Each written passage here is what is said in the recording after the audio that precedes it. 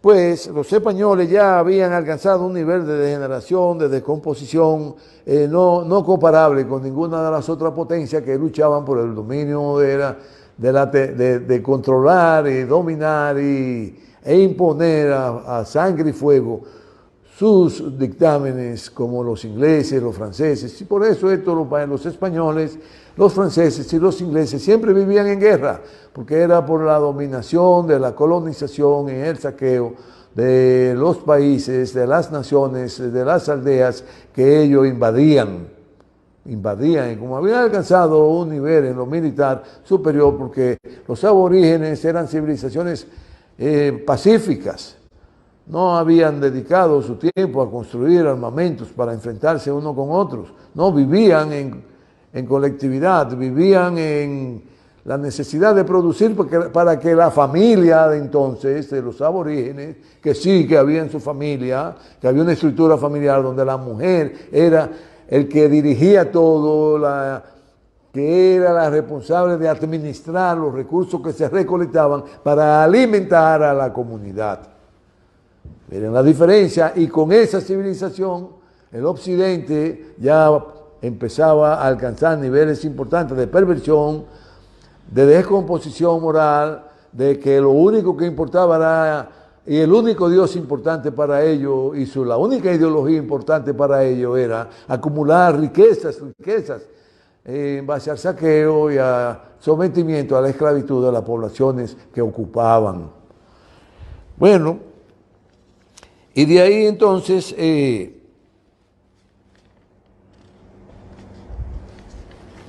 que se destruye la civilización de los aborígenes en nuestras islas y en el continente suramericano y en el continente norteamericano. Continente americano, que no es el nombre de los aborígenes, lo dividieron en América del Norte, América del Sur y el Caribe, las islas del Caribe, que somos nosotros, los isleños.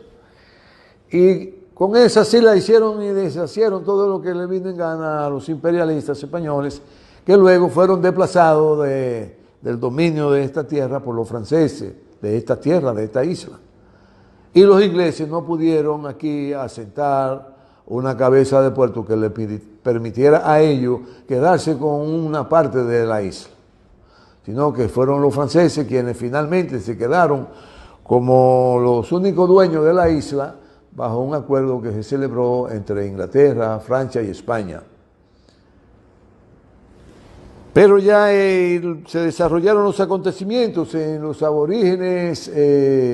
africanos, que fueron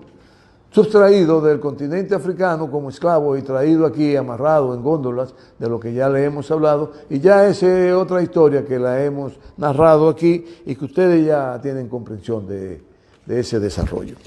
Bueno, así el imperio occidental, encabezado por España, impone a sangre y fuego su cultura, la impone su cultura. Eso hay que entenderlo, que ellos imponen su cultura y es exactamente a donde quiero llevarlo, porque es la cultura que hoy hemos heredado, la cultura del saqueo, la cultura de la dominación, la cultura de imponer la forma de hacer las cosas y la forma de creer, porque en esa cultura occidental encabezada por España, quien orientaba espiritualmente a ese imperio era la Iglesia Católica, y se imponía entonces la fe religiosa católica que obedecía a un imperio paralelo a los imperios y que tenían que hacer alianza con la Iglesia Católica para poder sustentar y dirigir su Estado con el apoyo de la Iglesia Católica, que eran los que ideológicamente componían todo el desenvolvimiento de esas naciones imperialistas como España, Inglaterra, Francia, Holanda, Portugal. Fueron naciones imperiales que salieron por el mundo a saquear y a dominar pueblos de paz, pueblos aborígenes, que eran autóctonos de sus territorios, y ya ustedes saben cómo doblegaron al mundo. Entonces la iglesia, según Francisco Quevedo en el siglo XV, fue quien primero narró la descomposición, como la pérdida de la moral, como el requebrajamiento de la vivencia, cómo se desarrolló los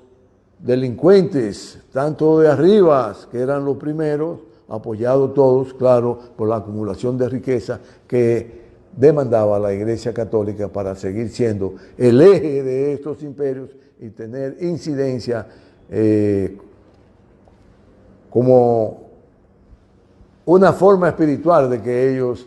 comprendieran que estaban por encima del bien y del mal. Si la Iglesia estaba por encima del bien y del mal, por eso acumularon tanta riqueza hasta hoy día. Bueno, yo le he dado seguimiento a una iglesia pequeña que había por un lugar aquí. Bueno, y esto fue creciendo, y ayer estuve en una misa y vi aquella gigantesca obra de tanta riqueza que hay ahí, que se ha expandido y ya va casi por 2 cuadras en una urbanización de un nivel medio alto, que por lo que eso hoy día debe valer sobre los 300 millones de pesos, mínimo la infraestructura. Entonces, sigue la Iglesia Católica acumulando riqueza sobre la base de la alianza que hace con el Estado y con los sectores que se han desarrollado, muchas veces apañado por la misma Iglesia. Sectores degenerados que han alcanzado a controlar, producir grandes riquezas sobre la base de negocios dolosos.